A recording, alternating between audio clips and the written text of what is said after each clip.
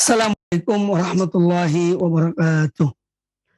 Innal hamdalillah nahmaduhu wa nasta'inuhu wa nastaghfiruh wa na'udzu billahi min shururi anfusina wa min sayyiati a'malina. May yahdihillahu fala mudilla lahu wa may yudlil fala hadiya lahu. Wa asyhadu an la ilaha illallah wahdahu la syarika lahu wa asyhadu anna Muhammadan abduhu wa rasuluh. Ya ayyuhalladzina amanu taqullaha haqqa tuqatih wa la tamutunna illa wa antum muslimun. Ya ayyuhan nasu taqu rabbakumul ladzi khalaqakum min nafsin wahidah wa khalaqa minha zawjaha wa batha minhuma rijalan katsiran wa nisaa'a wattaqullaha alladzi tasaaluna bihi wal arham innallaha kana 'alaikum raqiba.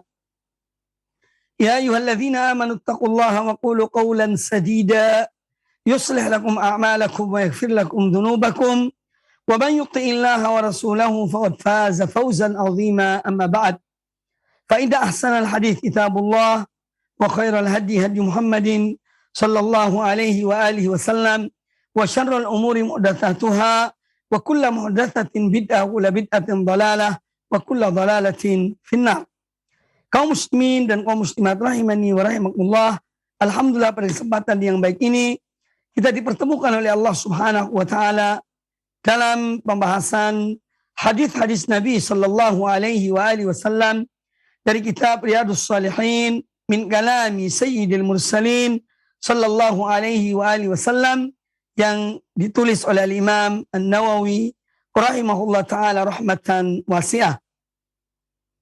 Pembahasan kita pada kesempatan yang baik ini masih pada seputar keutamaan azan dan doa sesudah azan, yang mana pada pertemuan yang lalu kita telah menyebutkan tentang keutamaan dari azan dalam hadis Abdullah bin Abdurrahman bin Abi Sa'sa'ah. Kemudian pada kesempatan yang baik ini insyaallah kita akan melanjutkan, yaitu dengan hadis an Abi Hurairah radhiyallahu anhu.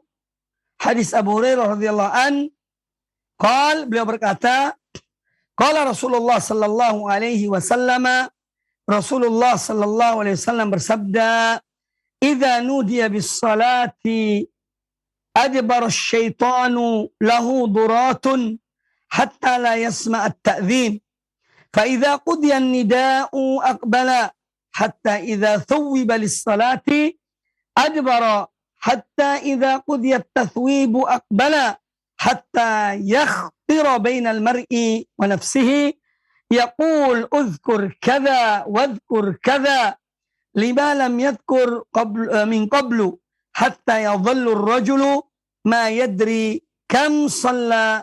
Muttafaqun alaih. Kaum muslimin dan kaum muslimat rahimani wa rahimakumullah.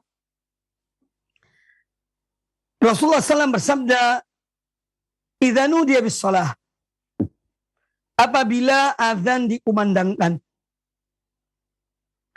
adbar syaitan, maka syaitan akan lari, pergi jauh. Lahu duratun, dan dia juga mempunyai kentut. Artinya dia lari, menjauh, dan keluar kentut darinya.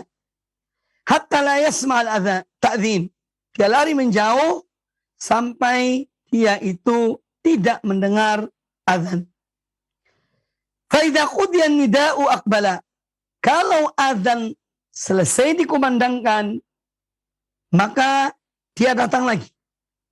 Syaitan itu datang lagi.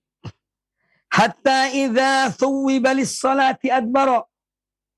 Sampai iqamah untuk mengerjakan salat dikumandangkan. Jadi ketika setelah azan dia datang. Ketika iqamah dikumandangkan, adbara.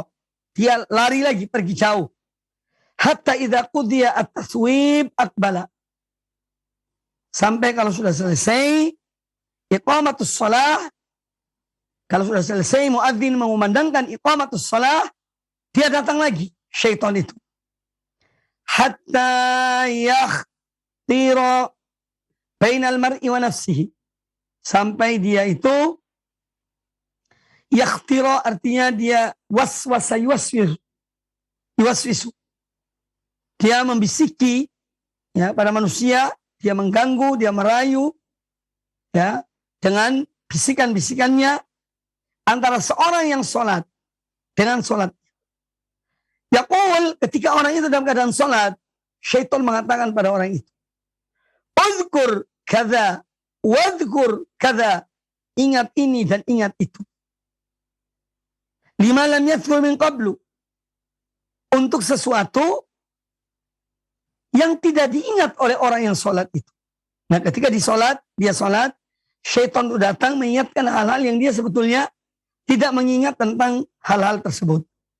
Hatta yadhalla ar-rajulu, sampai-sampai seorang itu dalam sholatnya ma yadri kam sholat, dia tidak tahu berapa rakaat dia sholat. Hadis ini muttafaqun alaih, dikeluarkan oleh Imam Bukhari dan Imam Muslim di dalam Sahih Bukhari dan Sahih Muslim. Nah, kaum muslimin, ma'asyiral muslimin rahimakumullah, para pemirsa dan para pendengar radio dan televisi Roja dimanapun Anda berada, hadis Abu Hurairah radhiyallahu anhu ini menjelaskan kepada kita tentang sebab syaitan itu lari dan menjauh adalah ketika mendengar azan. Ketika mendengar azan dan iqamah, dia lari menjauh. Setelah azan, dia datang lagi. Dia datang. Demikian pula ketika iqamah, dia lari menjauh. Setelah iqamah, dia datang lagi. Syaitan itu. Untuk mengganggu manusia. Di dalam sholatnya. Dia membisiki hal-hal yang tadinya orang yang sedang sholat itu tidak mengingat sesuatu tentang hal tersebut. Nah, ketika dia sholat, Allahu Akbar, syaitan itu datang. Dia bisiki hal-hal yang tadinya tidak diingat oleh orang tersebut, menjadi dia mengingatnya. Ya, maka bahkan sebagian ya, dari sebagian orang yang juga punya ilmu sampai mengatakan begini, jika seorang lupa sesuatu, sholatlah. Nanti di saat sholat dia itu ingat. Nah, jadi ini karena gambaran bagaimana syaitan datang kepada manusia untuk menggoda, merayu manusia di dalam sholatnya. Nah, hadis ini, hadis yang menjelaskan kepada kita tentang hal-hal yang gaib, tentang syaitan yang kita tidak melihat mereka dengan mata kepala kita. Tetapi kita beriman kepada Allah dan Rasulnya tentang adanya syaitan yang mengganggu, yang menggoda, yang membisiki manusia, dan bisikan-bisikan yang dikehendaki oleh syaitan itu. Ya. Kemudian di sini juga menjelaskan kepada kita tentang pertarungan antara ahlul iman dan para syaitan. Pertarungan antara orang-orang beriman dan syaitan. Terus mereka, syaitan itu ingin menyesatkan manusia. Menyesatkan orang muslim. Supaya menyimpang dari jalan Allah Subhanahu wa ta'ala. Supaya melupakan sholat. Ya. Sehingga seorang jauh dari khusyuknya. Karena ketika dia sholat, syaitan itu datang membisiki hal-hal yang dia lupa, dia tidak ingat, diingatkan oleh syaitan. Akhirnya orang yang sholat itu justru lupa tentang bilangan rakaat sholatnya.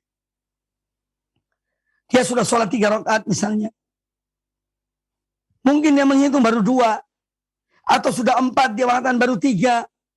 Karena syaitan datang membisiki hal-hal di dalam telinganya, sehingga kemudian mengganggu konsentrasi orang yang sedang sholat. Kemudian bahwa syaitan berupaya untuk merusak. Yang pertama kali ingin dirusak oleh syaitan adalah akidah seorang mukmin. Akidah, keimanan seorang beriman ingin dirusak oleh syaitan. Kemudian dia ingin merusak juga ibadah seorang mukmin dan mengganggu orang yang beriman itu dalam sholatnya dan seterusnya. Makanya kita dilarang mengikuti langkah-langkah syaitan. Ya, wala tattabi'u khutuwatis syaitan. Dan janganlah kalian mengikuti langkah-langkah syaitan. Karena syaitan berupaya untuk menyesatkan manusia, menyesatkan anak Adam, selangkah demi selangkah. Itulah syaitan. Waliyadzubillah. Kemudian hadis ini juga menjelaskan kepada kita tentang cara-cara yang digunakan oleh syaitan di dalam menyesatkan Bani Adam. Dia mempunyai cara. Dan dia pelan, dia berusaha untuk menyesatkan manusia. Syaitan berupaya dengan penuh kesabaran. Bagaimana supaya manusia ini tersesat dari jalan yang lurus. Makanya seorang hamba hendaknya selalu beriltija, yaitu bersandar, bergantung kepada Allah Subhanahu wa ta'ala. Dan berlindung kepada Allah Azza wa Jalla dari godaan dan bisikan syaitan. Kemudian dalam hadis ini juga dijelaskan oleh Nabi SAW bahwa syaitan itu juga bisa kentut. Syaitan makan, dia minum. Ketika dia lari mendengarkan azan, sampai dia terkentut-kentut. Nah, kita beriman, kita percaya apa yang diberitahukan oleh Nabi Sallallahu Alaihi Wasallam. Tetapi kita tidak perlu membayangkan atau seperti apa dan bagaimana kentutnya syaitan. Ini bukan urusan kita. Yang menjadi kewajiban kita adalah beriman kepada hadis yang disampaikan oleh Rasulullah SAW ini. Kemudian makna tathwib, ya, itu adalah dalam hadis ini yaitu iqamatus shalah. Karena ada makna taswib itu adalah ucapan as-salatu khairun minan naum.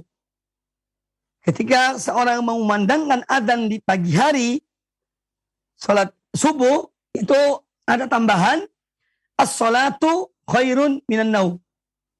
Ini juga disebut dengan at-tathwib. Ya, disebut dengan taswib.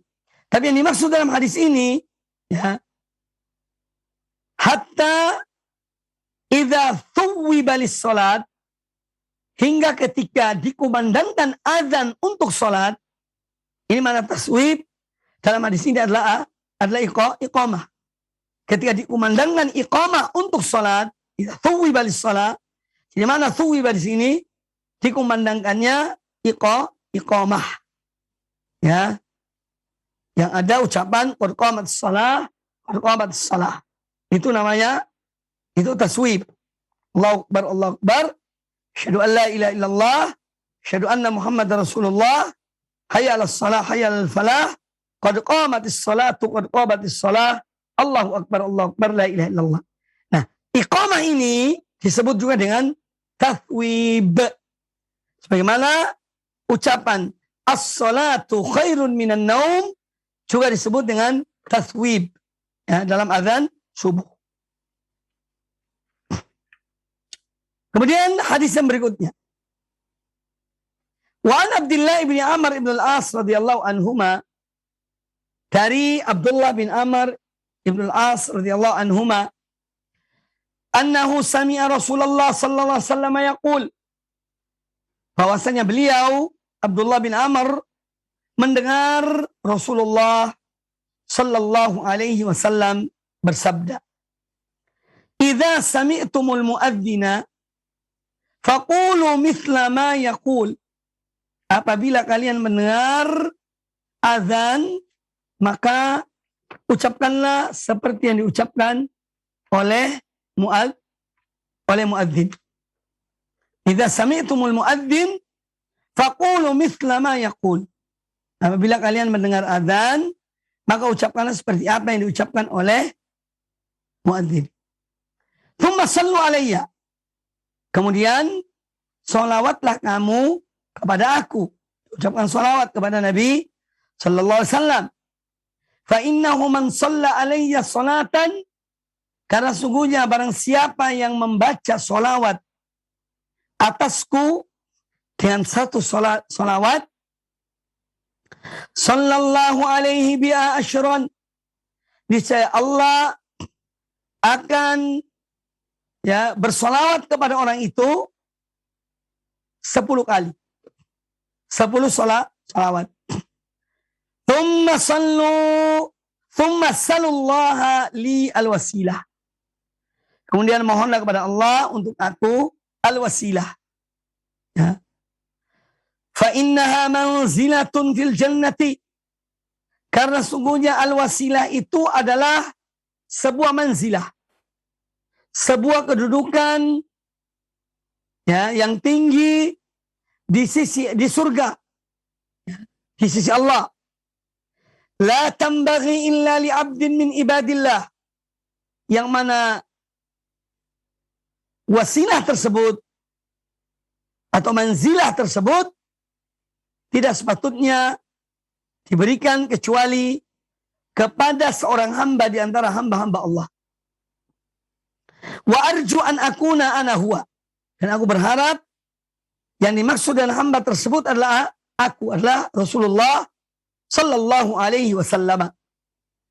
Faman sa'ala li al-wasilata, maka barang siapa yang memohon kepada Allah untukku al-wasilah, halat lahu asy-syafa'ah, maka halal baginya syafaat. Artinya dia akan mendapatkan syafaat di hari kiamat kelak dari Nabi sallallahu alaihi wasallam. Hadis ini dari Sahih riwayat Imam Muslim di dalam Sahihnya.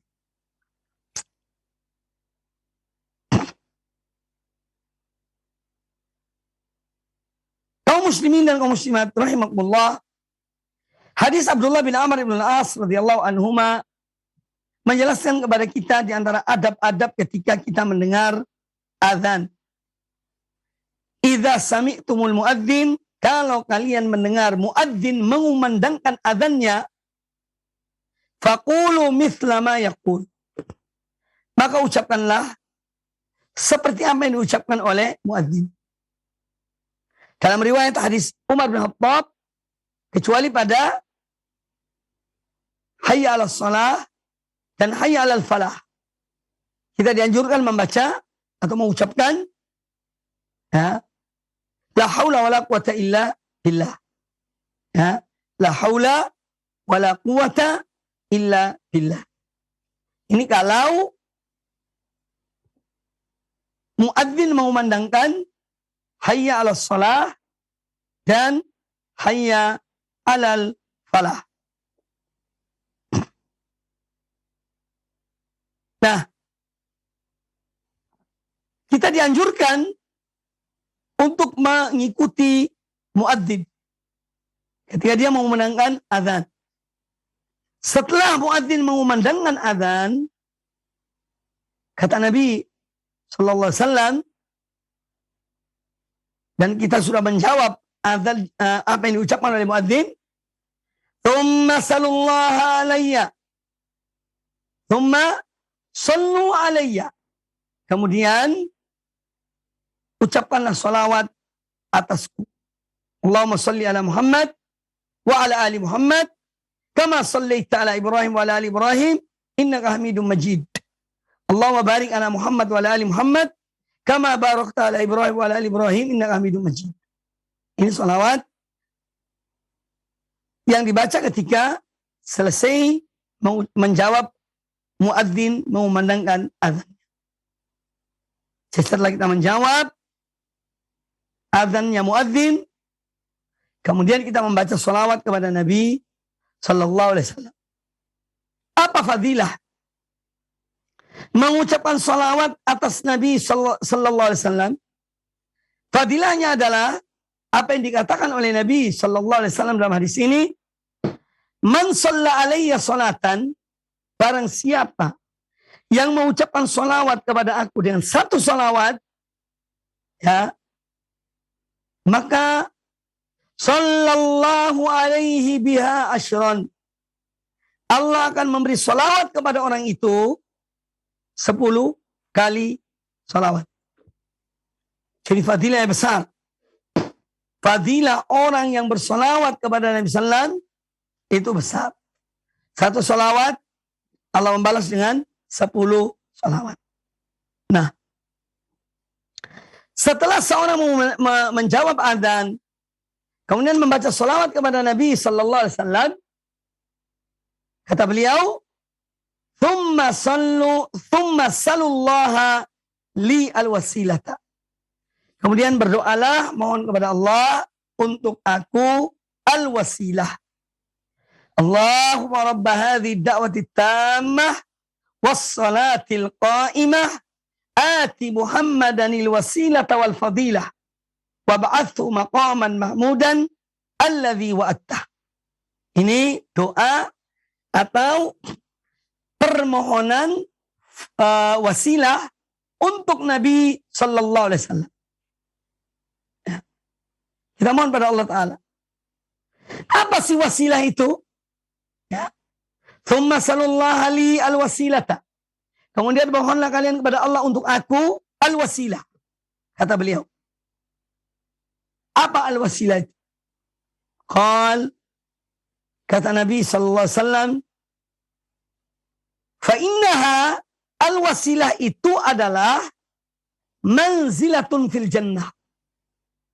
Suatu kedudukan yang mulia, yang tertinggi di surga kelak. Itu al-wasilah. Makanya kita mohon pada Allah Ta'ala supaya Allah memberikan kepada Nabi SAW al-wasilah. Yaitu manzilatun fil jannah. Satu kedudukan, satu posisi yang terbaik, termulia di surga kelak. La tambaghi illa li abdin min ibadillah, yang mana manzilah tersebut, ya, yang ada di surga itu yang terbaik, yang termulia, itu tidak sepatutnya diberikan kecuali kepada seorang hamba di antara hamba-hamba Allah. Wa arju an akuna ana huwa, kata Nabi Sallallahu Alaihi Wasallam, dan aku berharap seorang hamba tersebut itu adalah aku, adalah beliau Sallallahu Alaihi Wasallam. Faman sa'ala li al-wasilata, maka barang siapa yang dia mohon pada Allah untuk aku al-wasilah, dia mohon pada Allah untukku kedudukan manzilah yang mulia itu, yang di surga itu, dia mohon kepada Allah agar diberikan kepada Nabi SAW. Barang siapa yang melakukan demikian, halat lahu syafa'atu, maka dia akan mendapatkan halal baginya syafaat Nabi SAW di hari kiamat kelak. Hadis ini hadis sahih riwayat Imam Muslim. Nah, hadis ini memberikan kepada kita pelajaran di antara sunnah-sunnah adzan. Ketika kita mendengar adzan. Yang pertama, kita menjawab, mengucapkan sebagaimana kalimat-kalimat yang diucapkan oleh muadzin. Kecuali pada perkataan muadzin, hayya 'alas shalah dan hayya 'alal falah, kita dianjurkan untuk membaca la haula wala quwata illa billah. Titik sampai di situ. La haula wala quwata illa billah. Ketika muadzin mengucapkan hayya 'alas shalah dan hayya 'alal falah. Ini yang pertama. Menjawab adzan. Kemudian yang kedua, bersolawat kepada Nabi Sallallahu Alaihi Wasallam. Setelah kita mendengar adzan, menjawab adzan, kita bersolawat kepada Nabi Sallallahu Alaihi Wasallam. Ya, Kemudian yang ketiga, kita berdoa. Setelah salawat kepada Nabi sallallahu alaihi wasallam, kita berdoa pada Allah Ta'ala.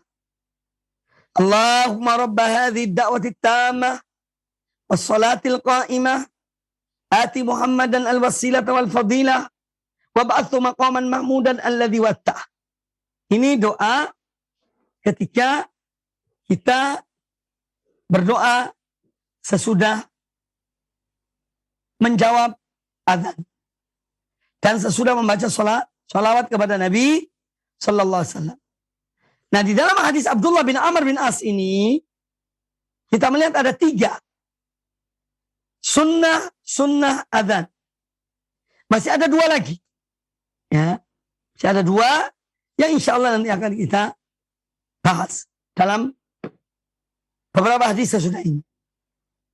Jadi dalam hadis Abdullah bin Amr Ibn al-As ada 3 sunnah yang disebutkan berkaitan dengan azan. Menjawab muadzin, salawat kepada Nabi SAW, kemudian membaca atau meminta, memohon al-wasilah untuk Nabi SAW. Ya, dalam ucapan kita, Allahumma rabba hadhihi ad-da'wati at-tammah was-salatil qa'imah, ati Muhammadan al-wasilata wal fadilah, wa ba'athu maqaman mahmudan alladhi wa'attahu. Itu doa sesudah salawat setelah mendengar azan. Kemudian hadis ini menjelaskan kepada kita ya tentang yang pertama disunnahkannya menjawab azan. Ya, yang kedua dianjurkannya membaca salawat kepada Nabi sallallahu alaihi wasallam sesudah mendengar azan, sesudah menjawab azan secara menyeluruh, kemudian kita mengucapkan salawat kepada Nabi sallallahu alaihi wasallam. Kemudian yang ketiga, ya, yang diambil dari hadis ini yaitu Allah mengutamakan seorang hamba atas hamba yang lainnya. Allah mengutamakan seorang nabi atas nabi yang lainnya. Dari mana kita mengambil pelajaran ini? Yaitu apa yang Allah berikan kepada Nabi sallallahu alaihi wasallam yang tidak Allah berikan kepada selain beliau. Ini menunjukkan bahwa Allah yang memilih hamba-hambanya dan Allah berikan kepada mereka kemuliaan. Ya. Jadi para nabi itu manusia termulia adalah para anbiya dan para rasul. Para nabi dan para rasul ini manusia-manusia yang paling mulia di muka bumi ini. Nah, di antara para nabi dan rasul ini, yang paling mulia dari mereka, para nabi dan rasul, yaitu ulul azmi minar rasul. Jadi yang paling mulia dari seluruh nabi dan rasul utusan Allah adalah ulul azmi minar rasul. Ada 5 orang ulul azmi. Mereka yang paling mulia. Ya. Dari para nabi dan para rasul yang lainnya. Siapakah 5 orang ulul azmi itu? Yang pertama Nabi Nuh alaihissalam.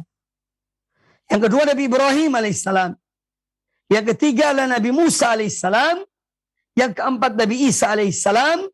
Dan yang kelima adalah Nabi kita Muhammad sallallahu alaihi wasallam.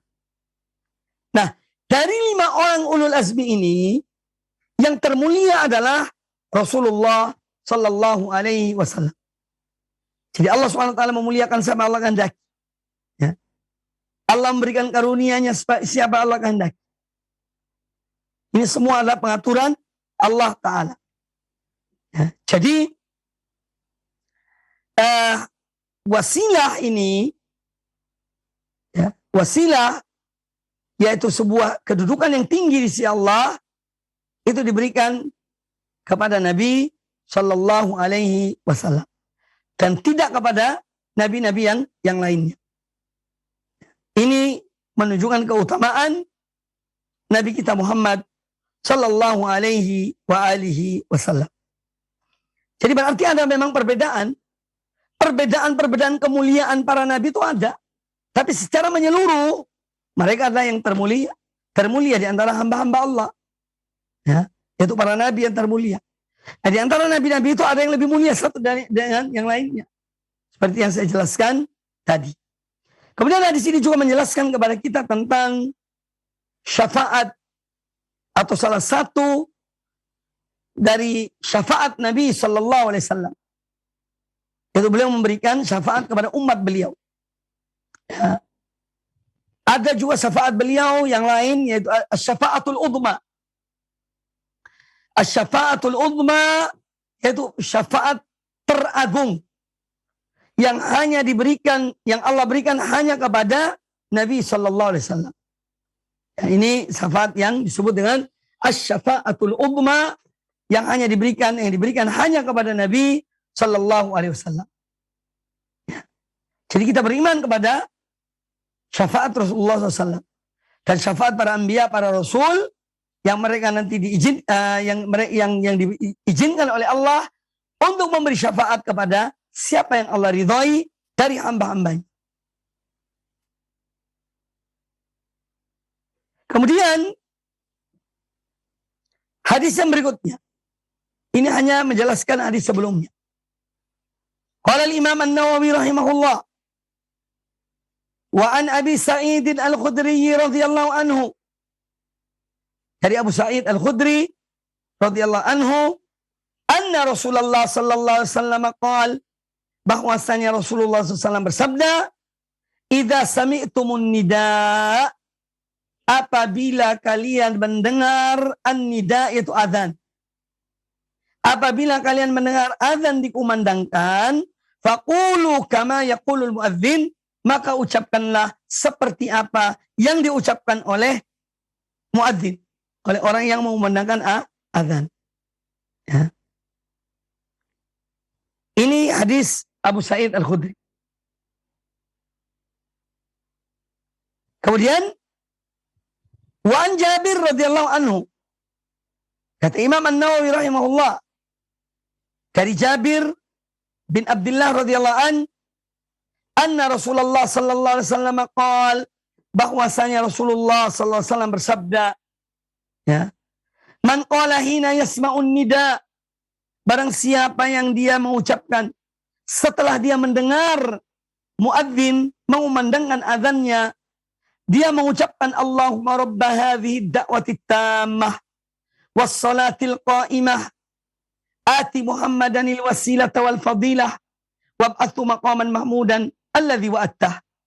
Siapa membaca bacaan ini setelah dia mendengar azan, halat lahu syafa'ati yaumal qiyamah, ay wajabat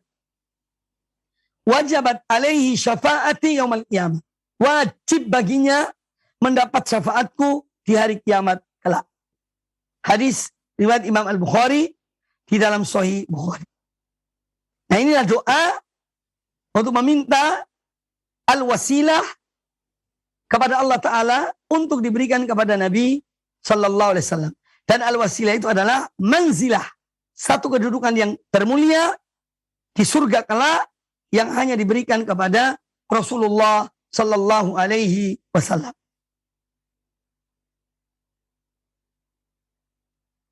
Nah, apa makna Allahumma rabba hadhi da'wati tammah?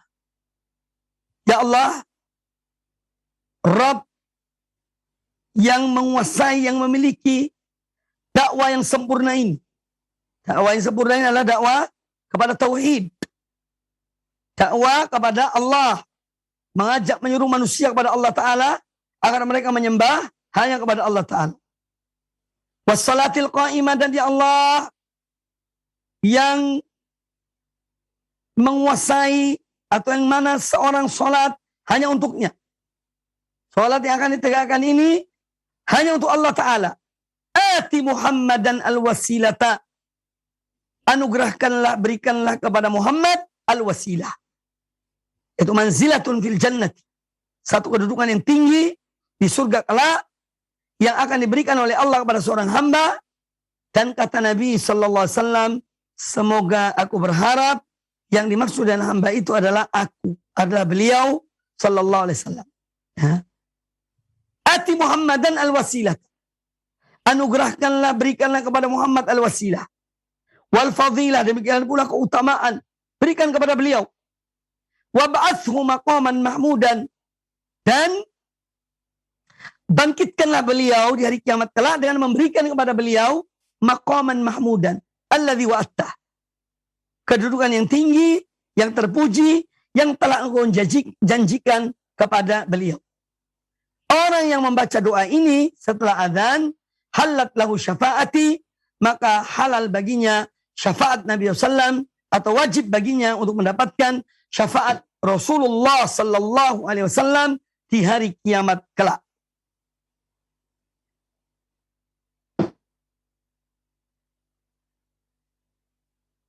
Kemudian hadis yang berikutnya, ini juga masih menjelaskan tentang bacaan-bacaan sesudah azan. Ya. Qala al-Imam An-Nawawi rahimahullah.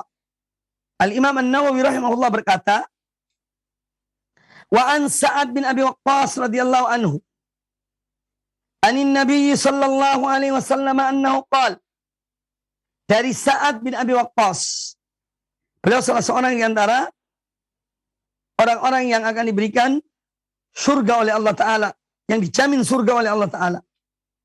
Ya, salah satunya adalah Sa'ad bin Abi Waqqas radhiyallahu anhu.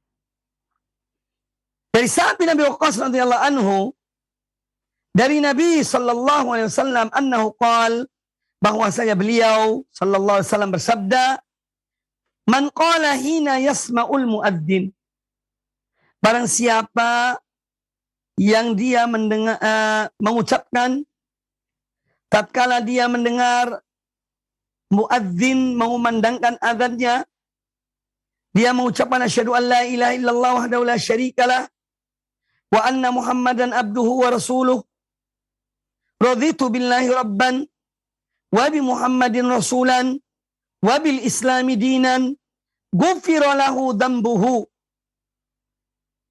Barang siapa ketika mendengar selesai muadzin mengumandangkan azan, dia mengucapkan asyhadu an la ilaha illallah wahdahu la syarikalah, aku bersaksi bahwasanya tiada sembahan yang hak kecuali Allah semata, yang Maha Esa, yang tiada sekutu baginya. Wa anna Muhammadan abduhu wa rasuluh, dan aku bersaksi bahwasanya Muhammad adalah hamba Allah dan Rasulnya. Kemudian dia mengucapkan raditu billahi rabban, aku ridha Allah sebagai Rabbku, wa bi Muhammadin rasulan, dan aku ridha bahwa Nabi Muhammad sebagai Rasul, utusan Allah, wa bil islami dinan, dan aku ridha Islam sebagai agamaku, kufira lahu dhanbuhu, niscaya akan diampuni dosanya. Ini diantara bacaan sesudah mendengar azan. Ya. Asyhadu an la ilaha illallah wa la syarikalah wa asyhadu anna Muhammadan abduhu wa rasul. Raditu billahi rabban wa bi Muhammadin rasulan wa bil islami dinan. Ya. Jadi urutannya wallahu a'lam, bagaimana saya melihat di beberapa kitab. Pertama, kita menjawab muadzin mengumandangkan azannya, kecuali pada ucapan hayya 'alas shalah hayya 'alal falah, kita mengucapkan la haula wala quwata illa billah. Setelah kita mendengarkan azan, menjawab azan, Allahu akbar la ilaha illallah. Setelah dia mengucapkan la ilaha illallah, kita mengucapkan kalimat ini, asyhadu an la ilaha illallah wahdahu la syarikalah wa anna Muhammadan abduhu wa rasuluh, raditu billahi rabban wa bi Muhammadin rasulan wa bil islami dinan. Kemudian setelah baca bacaan ini, kita ucapkan salawat. Allahumma salli ala Muhammad wa ala ali Muhammad kama shallaita ala Ibrahim wa ala ali Ibrahim innaka Hamidum Majid. Allahumma barik ala Muhammad wa ala ali Muhammad kama barakta ala Ibrahim wa ala ali Ibrahim innaka Hamidum Majid. Kemudian kita membaca doa dan wasilah. Allahumma rabb hadhihi ad-da'wati at-tammah was-salatil qa'imah ati Muhammadan al-wasilah wal fadilah wa ba'athu maqaman mahmudan alladhi wa'attah. Jadi ada 4 hal sekarang ini. Yang pertama, menjawab azan. Yang kedua membaca asyhadu an la ilaha illallah wa la syarikalah wa anna Muhammadan abduhu wa rasul. Raditu billahi rabban ya wa bi Muhammadin rasulan wa bil islami dinan. Selama jawab azan, baca ini. Kemudian yang ketiga, membaca sholawat kepada Nabi SAW. Kemudian yang keempat, membaca doa. Allahumma rabb hadhihi ad-da'wati at-tammah was-salatil qa'imah ati Muhammad wasilatal fadilah wa ba'athu maqaman mahmudan alladzi wa'ata. Ini 4 sunnah. Kemudian ada yang kelima, doa antara azan dan iqamah. Kita dianjurkan doa antara azan dan iqamah karena Nabi SAW bersabda, ad-du'a bainal adhani wal iqamah la turad. Doa yang diucapkan, yang dimohon di antara azan dan iqamah itu tidak ditolak. Artinya di antara doa-doa yang dikabulkan oleh Allah Subhanahu wa taala. Maka kita dianjurkan ketika kita berada antara azan dan iqamah sambil menunggu iqamatus shalah, dianjurkan berdoa, mohon pada Allah taala kebaikan dunia dan kebaikan akhirat. Ini antara sunnah-sunnah yang dianjurkan ketika kita mendengar azan. Nah, hadis Sa'ad bin Abi Waqqas radhiyallahu anhu ya menjelaskan kepada kita tentang pengakuan seorang, yaitu akan keesaan Allah Ta'ala, persaksian. Jadi kita setiap hari itu sebetulnya berkali-kali kita memperbaharui persaksian kita kepada Allah Ta'ala akan keesaannya. Allah Ta'ala Maha Esa, tidak beranak dan tidak diperanakkan, tidak ada sekutu baginya, tidak ada sembahan yang hak kecuali Allah. Semua sembahan yang disembah selain Allah adalah batil. Siapapun yang disembah itu, entah itu malaikat atau nabi atau wali ya, atau yang lainnya, berhala ya, atau binatang atau api dan yang lainnya yang disembah selain Allah, semuanya batil, tidak berhak disembah. Yang berhak disembah hanya Allah Subhanahu wa taala, karena dia menciptakan manusia. Dia satu-satunya ilah, al-ma'bud, satu-satunya sembahan yang hak, yaitu Allah Ta'ala. Adapun sembahan-sembahan selain Allah adalah batil dan tidak berhak untuk disembah. Ya, ini akidah kita, akidah yang diajarkan oleh Al-Quranul Karim dan diajarkan oleh Rasulullah Sallallahu Alaihi Wasallam ya, pada hadis-hadis beliau tentang keimanan kepada Allah Ta'ala. Ya. Kemudian yang kedua, seorang mukmin dia harus mantap dan keimanannya kepada Rasulullah Sallallahu Alaihi Wasallam. Wa asyhadu anna Muhammadan abduhu wa rasuluh. Kita harus yakin betul bahwa Nabi kita Muhammad Sallallahu Alaihi Wasallam adalah hamba Allah, ya, dan Rasul utusan Allah. Ini menunjukkan bahwa kita tidak boleh mengkultuskan Nabi SAW. Karena beliau adalah salah seorang di antara hamba-hamba Allah. Hanya saja Allah berikan wahyu kepada beliau. Ya. Allah berikan wahyu kepada beliau Sallallahu Alaihi Wasallam. Allah mengangkat beliau sebagai Rasul, utusan Allah. Ya. Dan beliau adalah manusia biasa, hamba Allah seperti yang lainnya. Kita tidak boleh mengkultuskan Nabi SAW. Tidak boleh mendewa-dewakan beliau. Beliau adalah hamba Allah dan Rasul utusan Allah. Ini harus kita imani. Wa anna Muhammadan abduhu wa rasuluh. Supaya kita tetap bertauhid. Jangan sampai kita syirik. Ya. Sebab seorang mengkultuskan Nabi SAW, dia terjerumus dalam syirik. Ya. Kita tidak boleh mengkultuskan Nabi SAW. Tidak ada satupun sifat ketuhanan ada pada Rasulullah SAW. Makanya beliau mengatakan di sini, wa anna Muhammadan abduhu wa rasuluh. Dan bahwasanya Muhammad adalah hamba Allah dan Rasul utusan Allah. Ya.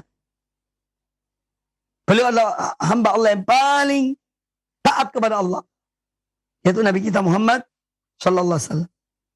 Kemudian yang wajib kita ridho, raditu billahi rabban. Seorang mukmin harus ridho Allah sebagai Rabbnya. Ya. Makanya orang mukmin itu orang bertauhid, hatinya sempit ketika melihat orang-orang musyrikin menyembah kepada selain Allah, beribadah kepada selain Allah. Jangankan kita, ya, disebutkan dalam Al-Quranul Karim, tentang seekor burung yang cemburu kepada kesyirikan, yaitu burung hudhud. Ya, sebutkan dalam surat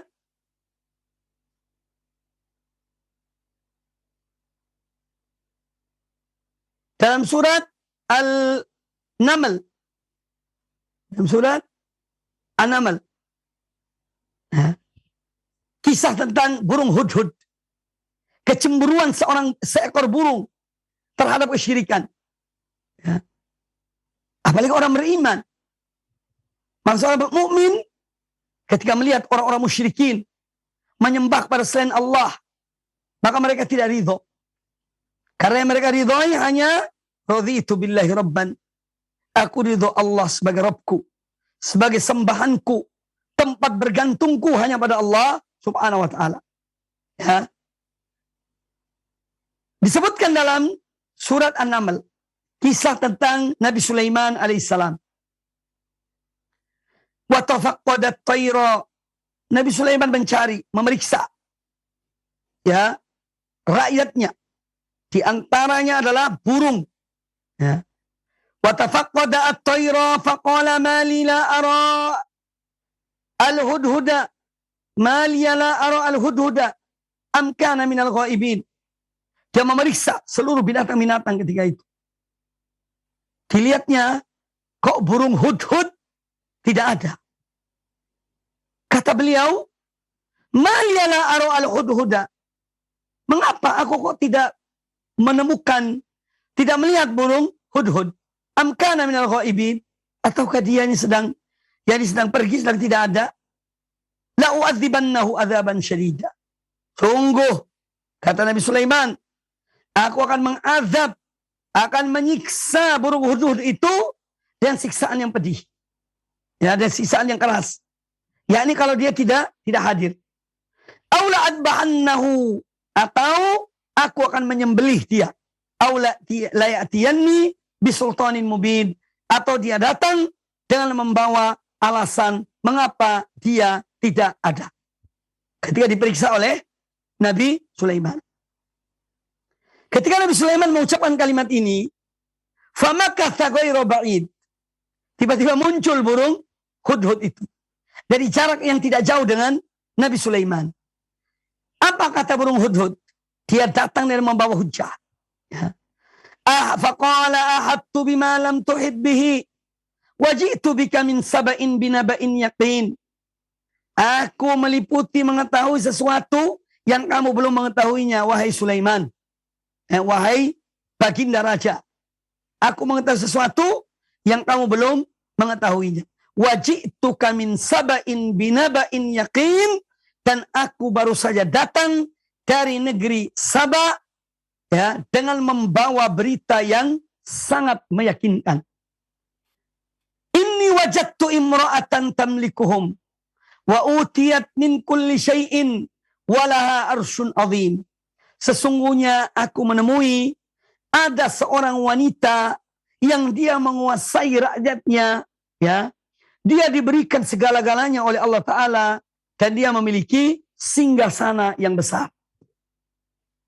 Kemudian kata hudhud, wajadtuha wa qaumaha yasjudu lisyamsi min dunillah. Aku menjumpai, aku mendapati sang ratu itu, yaitu Balqis, dia dan kaumnya sujud kepada matahari. Yani mereka tidak sembah pada Allah, tidak menyembah Allah, tapi menyembah matahari. Ya. Wa zayyana lahumus syaitan Dan syaitan telah menghiasi perbuatan mereka. A'malahum. Fasaddahum anis sabil. Sehingga syaitan pun menghalangi mereka dari jalan Allah Subhanahu wa taala. Fahum la yahtadun, maka mereka tidak mendapat petunjuk. Ini bukti kecemburuan seekor burung dalam masalah tauhid. Ketika dia melihat suatu kaum syirik pada Allah taala, ya, dia melaporkan kepada Sulaiman. Ya. Maka seorang mukmin harus tidak boleh ridho kepada kesyirikan. Ya. Tidak boleh ridho kepada kesyirikan. Karena orang mukmin bertauhid pada Allah Ta'ala. Dia hanya yakin pada Allah sebagai sembahan yang hak. Raditu billahi rabban. Aku ridho Allah sebagai Rabbku. Wa bi Muhammadin rasulan. Aku ridho Muhammad sebagai Rasul utusan Allah. Ya. Wa bil islami dinan. Dan aku ridho Islam sebagai agama. Ini yang harus ditanamkan dalam diri kita. Ya. Bahwa kita hanya ridho kepada Islam, ya, yang diturunkan kepada Rasulullah Sallallahu Alaihi Wasallam. Nah, orang yang mengucapkan kalimat ini saat dia setelah mendengarkan adzan, ghufira lahu dzambuhu, maka diampuni dosanya, karena dia menegakkan tauhid. Maka dari itu kaum muslimin rahimani wa rahimakumullah, apabila kita mencermati tentang bacaan-bacaan dalam azan atau sunnah-sunnah ketika azan, itu pada hakikatnya sangat banyak, ya, sunnah-sunnah yang kita dianjurkan berkaitan dengan azan. Paling tidak ada 5 sunnah yang saya sebutkan tadi. Kemudian hadis yang terakhir dalam bab ini, qala al-Imam an-Nawawi rahimahullah wa an Anas radhiyallahu anhu qala, dan dari Anas bin Malik radhiyallahu anhu, beliau berkata, qala Rasulullah sallallahu alaihi wasallam, Rasulullah sallallahu alaihi wasallam bersabda, ad-du'a la yuraddu bainal adzani wal iqamah. Doa antara azan dan iqamah itu tidak ditolak.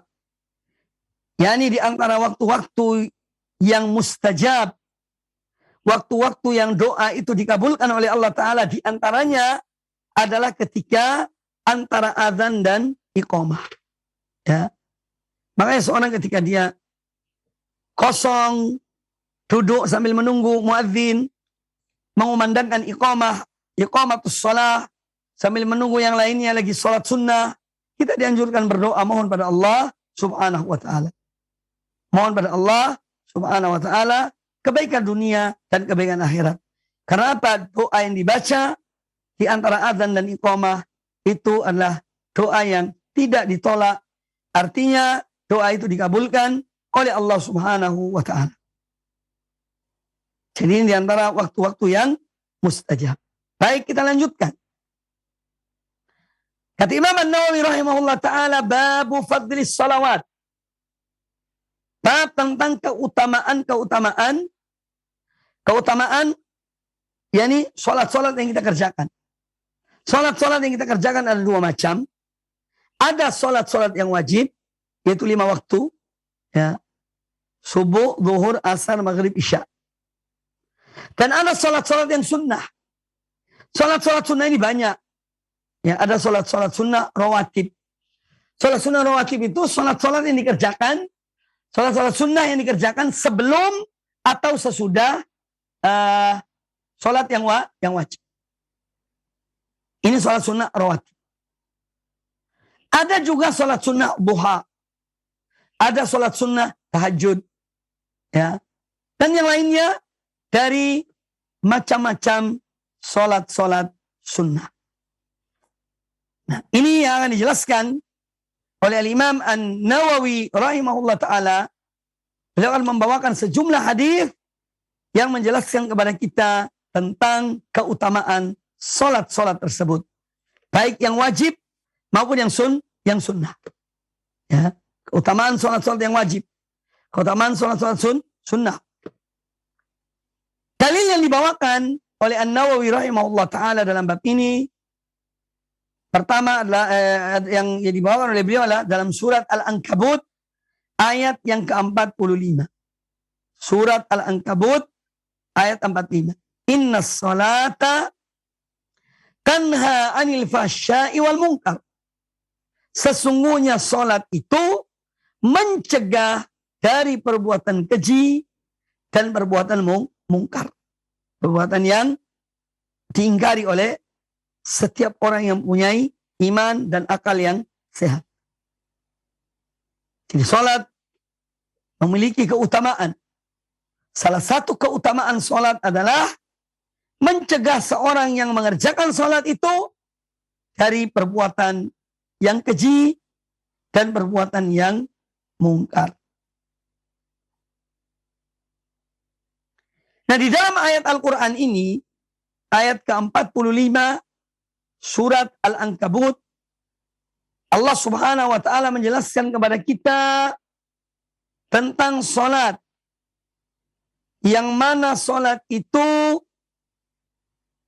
mencakup atau dengan mengerjakan salat itu seorang akan meninggalkan perbuatan keji dan perbuatan mungkar. Tentu ini adalah salat yang dikerjakan oleh seorang hamba betul-betul karena Allah Subhanahu wa ta'ala. Dia menepati rukun-rukun salat, syarat-syarat salat, kewajiban-kewajiban dalam salat. Ya. Insya Allah salat akan mencegah dia dari perbuatan mungkar dan perbuatan yang keji. Adapun hadis yang dibawakan oleh An-Nawawi rahimahullah ta'ala, yang pertama adalah hadis Abu Hurairah radhiyallahu anhu. Wa an Abi Hurairah radhiyallahu anhu qala, dan dari Abu Hurairah radhiyallahu anhu beliau berkata, sami'tu Rasulullah sallallahu alaihi wasallam yaqul, aku mendengar Rasulullah sallallahu alaihi wasallam bersabda, ara'aitum law anna nahran bi babi ahadikum, bagaimana pandangan kalian sekiranya ada sebuah sungai di depan pintu rumah salah seorang di antara kalian. Yaghtasilu minhu kulla yawmin 5 marrat. Orang itu mandi dari sungai tersebut setiap hari 5 kali. Hal yabqa min daranihi syai'un. Kira-kira adakah daki atau kotoran yang tersisa pada jasad orang itu? Kalau dia mandi setiap hari 5 kali. Ya. Kira-kira ada kotoran masih tersisa dalam dirinya? Qalu la yabqa min daranihi syai'un. Para sahabat menjawab ya, bahwa tentu tidak akan ada tersisa kotoran pada tubuhnya. Meskipun sedikit akan tersisa. Kalau dia mandi setiap hari 5 kali. Qal, kata Nabi sallallahu alaihi wasallam, fadzalika mathalus salawatil khams. Itulah perumpamaan salat yang 5 waktu ini. Yamhullahu bihinnal khotoya. Dengan salat yang 5 kali ini Allah menghapus dosa dan kesalahan seorang hamba. Hadis riwayat Imam Bukhari dan Imam Muslim di dalam Sahih Bukhari dan Sahih Muslim. Nah, jadi hadis ini yang baru kita dengar adalah hadis yang menjelaskan kepada kita tentang keutamaan salat yang 5 waktu itu. Ya. Makanya ibadah dalam Islam itu di antara buah dari ibadah dalam Islam, entah sholat, puasa, zakat, haji, umroh, ya, ini adalah membersihkan jiwa seorang. Semua fadilah 5 rukun iman ini, 5 rukun Islam ini menjelaskan kepada kita tentang apa di antara fadilahnya, itu membersihkan dosa seorang hamba. Jadi seorang muslim tidak hanya memperhatikan kebersihan fisiknya. Itu boleh-boleh saja dan iya. Kita harus menjaga kebersihan fisik kita. Badan, pakaian, tempat sholat, ya, dan hal-hal yang berkaitan dengan kebersihan. Tetapi lebih dari itu adalah bagaimana kita berupaya membersihkan diri kita dari dosa-dosa yang kita lakukan. Membersihkan hati kita dari penyakit-penyakit hati. Penyakit-penyakit hati itu banyak. Ya. Ada penyakit yang berat, ada penyakit yang ringan. Tapi secara umum, penyakit hati itu jauh lebih berat daripada penyakit fisik. Ya. Maka naudzubillah dari penyakit hati. Ya. Fi qulubihim maradun fazadahumullahu marada. Dalam hati mereka ada penyakit, ditambahi penyakit lagi oleh Allah Ta'ala. Ini di antara sifat orang-orang munafikin. Ya. Maka hadis yang baru kita dengar ini menjelaskan kepada kita tentang fadilah dan keutamaan sholat 5 waktu. Ibarat seorang yang mandi 5 kali. Kalau mandi itu membersihkan fisik kita, ya, sedangkan sholat itu membersihkan jiwa kita, hati kita, perbuatan kita dari dosa-dosa. Kemudian di sini juga menjelaskan kepada kita tentang metode. Di antara metode-metode yang digunakan oleh Nabi Sallallahu Alaihi Wasallam dalam berdakwah, dalam mengajar, ya, dalam menyampaikan ilmu adalah dengan darbul amthal, memberikan perumpamaan-perumpamaan. Ini salah satu metode Nabi SAW. Kita melihat beliau memberikan perumpamaan dengan perumpamaan yang gamblang, mudah dicerna, mudah dipahami. Ya. Sholat itu ibarat, sholat 5 waktu ibarat sungai. Atau ibarat orang yang mandi 5 kali. Bagaimana orang mandi 5 kali? Apakah masih tersisa kotoran pada fisiknya? Jawabannya tidak. Nah demikian pula sholat 5 waktu akan menghapus dosa seorang hamba. Sehingga kita setiap hari membersihkan diri kita 5 kali. Ya. Membersihkan diri kita dari dosa-dosa, dari kemaksiatan 5 kali. Maka setiap orang berbuat terjerumus dalam kemaksiatan, hendaknya dia selalu kembali kepada Allah Subhanahu wa ta'ala. Dengan sholat, dengan mohon ampun, istighfar, bertaubat kepada Allah Subhanahu wa ta'ala. Dan demikian maka dia akan senantiasa bersih dan dibersihkan oleh Allah dari dosa-dosanya.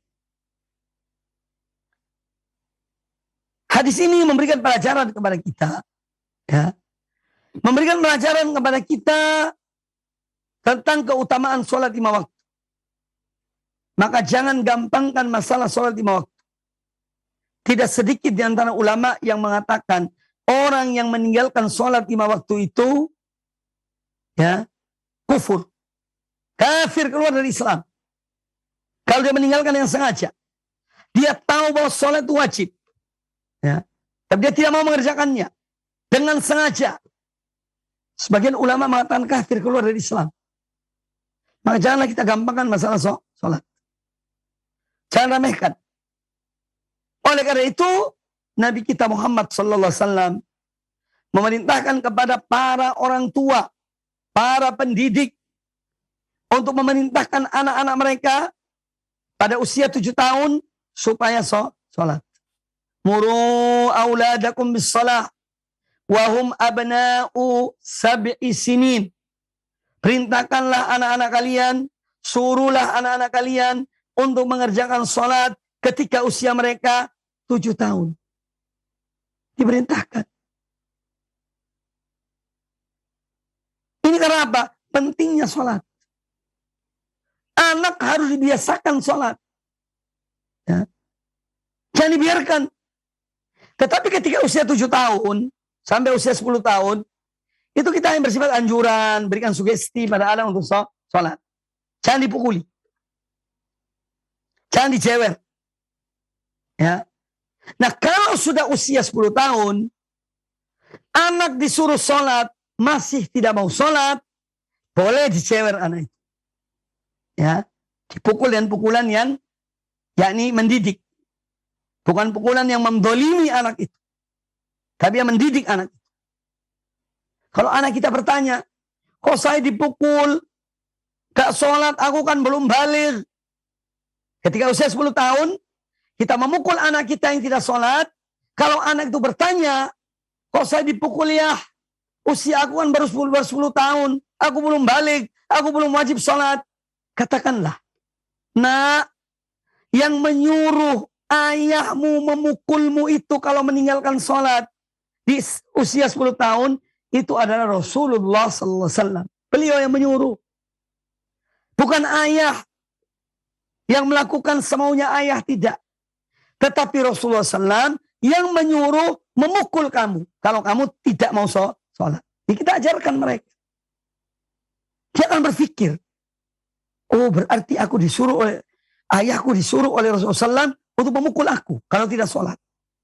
Nah dari situ cara kita mendidik mereka dalam untuk agar mereka takut kepada peraturan-peraturan Allah dan Rasulnya Nabi kita Muhammad Sallallahu Alaihi Wasallam. Baik kaum muslimin dan kaum muslimat rahimani rahimakumullah. Demikian kajian kita pada kesempatan yang baik ini. Masih ada sejumlah hadis berkaitan dengan keutamaan salat. Insyaallah kita lanjutkan pada pertemuan yang akan datang. Aqulu qouli hadza wallahu taala a'lam. Nah, jazakallahu khairan, barakallahu fikum Ustaz atas penjelasan materi yang sangat bermanfaat sekali di kesempatan ini berkaitan dengan keutamaan azan dan doa sesudah azan dan keutamaan sholat. Nah, ikhwatas Islam jazakumullah, silakan bagi Anda yang ingin bertanya secara langsung. Untuk pertanyaan pertama kita awali dari pesan singkat yang sudah masuk di kesempatan ini. Dari hamba Allah di Jakarta. Assalamualaikum warahmatullahi wabarakatuh Ustadz. Ustadz, usia saya sudah 68 tahun. Ingin bertanya tentang sholat yang sering tidak dikerjakan di masa lalu. Kadang sholat, kadang tidak. Kurang lebih 30 tahun, bahkan lebih. Pertanyaannya, apakah apakah yang tidak dikerjakan itu boleh diqadha? Kemudian cara mengerjakannya atau niatnya melaksanakan yang sebanyak itu bagaimana Ustadz? Mohon nasihatnya, terima kasih. Jazakallahu khairan. Baik, pertanyaannya bagus sekali. Semoga Allah SWT yang memberikan taufik, memberikan hidayah, kekuatan kepada Bapak yang bertanya dan kepada kita semuanya. Tentu ini satu perilaku yang baik ketika seorang menyadari akan kesalahannya dan menyadari akan dosanya, ya, karena meninggalkan sholat adalah dosa besar, ya, adalah dosa yang amat besar ketika seorang meninggalkan sholat, ya, yang 5 waktu itu. Tetapi alhamdulillah Bapak yang bertanya tadi pada usia 68 tahun, beliau menyadari kesalahannya, maka dalam hal ini tentu kita bersyukur pada Allah Ta'ala atas kesadaran, taufik yang Allah berikan kepada beliau, ya, untuk bertobat dari perbuatan dosa yang amat besar ini. Yang beliau tanyakan, kurang lebih sekitar 30 tahun beliau tidak sholat. Atau sholat tidak. Ya. Apakah harus diqadha? Tentu jawabannya kalau diqadha bukan hal yang gampang. Ya. 1 tahun itu 365 hari. Dikali 5. Sekian ribu. Apa? Itu 1 tahun. Ya, 365 kali 5. Misalnya. Sekian ribu. Dikali 30 tahun. Makin hal yang mustahil. Untuk diqadha sesuatu hal yang tidak mungkin. Maka dari itu, para ulama-ulama kaum muslimin, ya, para imam-imam madzhab itu menyebutkan tentang orang yang meninggalkan sholat ketika dia bertobat. Ya, pertama dia bertobat pada Allah Ta'ala, mohon ampun pada Allah Ta'ala. Kemudian yang kedua adalah dia memperbanyak sholat sunnah. Selain sholat wajib yang dikerjakannya, hendaknya dia memperbanyak sholat sunnah. Dengan harapan semoga sholat sunnah ini akan menutupi yakni kekurangan-kekurangannya dalam sholat yang wajib. Maka itu jalan yang terbaik. Dan itu yang diucapkan oleh mayoritas ulama kaum muslimin tentang orang yang meninggalkan sholat. Kemudian dia bertobat pada Allah Ta'ala. Dia berhenti dari meninggalkan sholat. Dengan mengerjakan sholat, maka apa yang harus dia lakukan? Perbanyaklah amal-amal kebaikan. Di antaranya dia memperbanyak sholat-sholat sunnah. Karena di hari kiamat kelak, ketika sholat sunnah, ketika sholat wajib diperiksa oleh Allah Ta'ala, ya ini dinilai, ya kalau ada kekurangan-kekurangan pada sholat wajib itu yang diminta dicari sholat-sholat sunnahnya. Kalau sholat sunnahnya ada, maka ini akan menutupi kekurangan pada sholat yang wajib. Maka dari itu Bapak yang bertanya, perbanyaklah mengerjakan sholat-sholat sunnah dan banyak istighfar, banyak bertobat, juga perbanyak amal-amal soleh yang lainnya seperti memberikan sedekah kalau punya rezeki dan perbuatan-perbuatan yang baik lainnya. Mudah-mudahan diampuni oleh Allah Subhanahu wa Ta'ala. Itu caranya. Adapun mengqadha tidak. Ya, tidak bisa dibayangkan. Bapak harus menghitung 365 kali 5 kali 30 tahun. Berapa jumlah sholat yang harus dikerjakan? Ini hal yang tidak mungkin lah demikian. Oleh itu perbanyak sholat-sholat sunnah. Mohonlah ampun pada Allah Ta'ala. Bertobat pada Allah Ta'ala. Dan memperbanyak amal-amal kebaikan lainnya. Wallahu ta'ala a'lam. Nah, jazakallahu khairan, barakallahu fikum Ustaz atas jawaban yang disampaikan. Semoga bermanfaat untuk penanya Bapak yang berada di Jakarta. Masih pertanyaan melalui pesan singkat kembali dari beberapa orang yang bertanya. Di antaranya Pak Ian di Jawa Barat. Assalamualaikum warahmatullahi wabarakatuh Ustaz. Bagaimana kalau sedang dalam perjalanan di mobil kita mendengar azan di radio dan di masjid yang dilewati, mana yang harus kita jawab, azan dari radio atau masjid? Mohon nasihatnya Ustaz. Jazakallahu khairan. Baik, pertanyaannya bagus. Yaitu tentang seorang dalam perjalanan, kemudian dia mendengar suara azan. Yang perlu diketahui dan dipahami bahwa menjawab azan itu hukumnya adalah anjuran.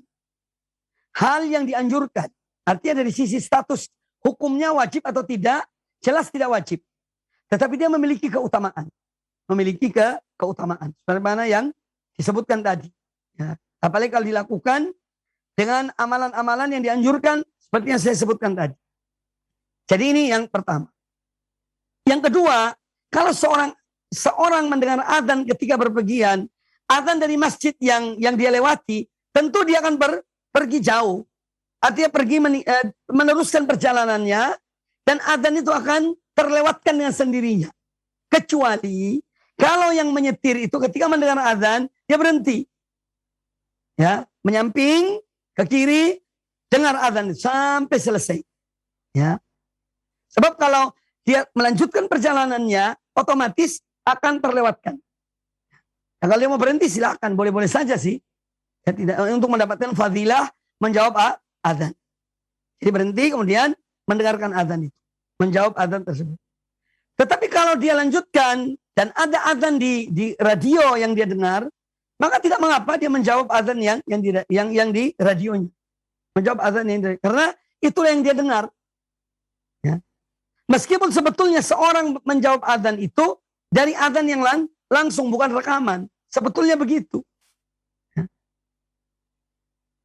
Tapi misalnya seorang dia sedang perjalanan, kemudian dia mendengar azan dari radio yang kebetulan dia membuka radio itu kemudian dengar azan, dan itu sudah masuk waktu di tempat dia bepergian, maka tidak mengapa dia menjawab azan tersebut. Tetap dia hukumnya tetap sunnah. Ya. Hukumnya sunnah. Tapi sebetulnya yang dimaksud kita menjawab azan itu bukan rekaman. Azan yang kita dengar langsung dari masjid. Nah, sekarang pertanyaan. Misalnya seorang dia itu tinggal di sebuah rumah, di kiri, kanan, belakang, depannya ada masjid. Semua suara azan didengar. Pertanyaannya, ini penting. Azan manakah yang dijawab?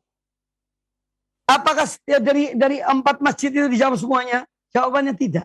Para ulama menyebutkan, dia menjawab azan dari masjid yang dia mengerjakan sholat berjamaah di masjid tersebut.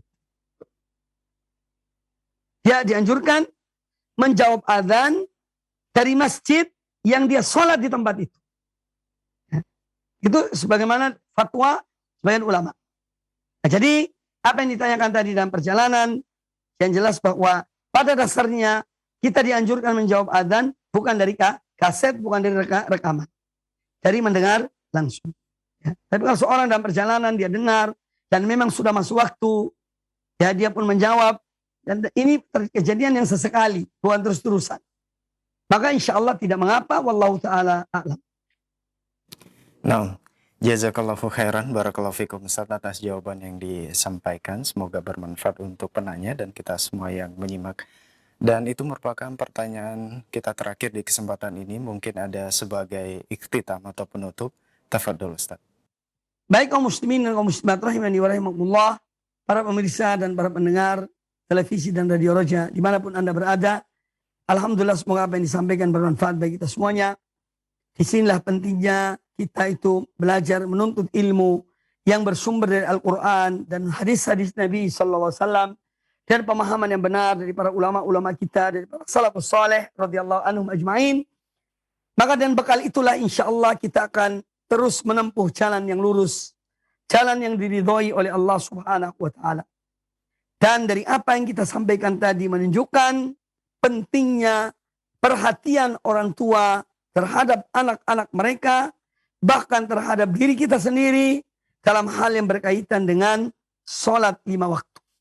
Jangan sampai kita gampangkan, jangan sampai kita remehkan, jangan kita melambat-lambatkan sholat, ya, karena ini adalah ibadah yang pertama kali dihitung dan dihisab di hari kiamat kelak. Awwalu ma yuhasabu bil abdu yaumal qiyamah shalah. Kata Nabi SAW, yang pertama kali dihisab oleh Allah di hari kiamat bagi seorang hamba adalah sholat. Kalau sholatnya baik, amal-amal ibadah lainnya akan diterima oleh Allah Ta'ala. Tetapi kalau sholatnya rusak, sholatnya ditolak, sholatnya tidak diterima, maka amal-amal yang lain pun tidak akan diterima oleh Allah Ta'ala. Ini harus menjadi perhatian kita. Oleh karena itu, janganlah kita meremehkan, menggampangkan masalah sholat. Semoga bermanfaat bagi kita semuanya. Dan kami haturkan jazakumullah khairan atas perhatian dan keikutsertaan dalam kajian ini. Semoga bermanfaat bagi kita semuanya. Apabila ada kata-kata yang kurang berkenan, saya mohon maaf. Aqulu qouli hadza wa jazakumullah khairan. Subhanakallahumma bihamdika asyhadu an la ilaha illa anta astaghfiruka wa atubu ilaik. Wa sallallahu wasallam wa barak ala nabiyyina wa ala alihi washabihi ajma'in. Wassalamualaikum warahmatullahi wabarakatuh.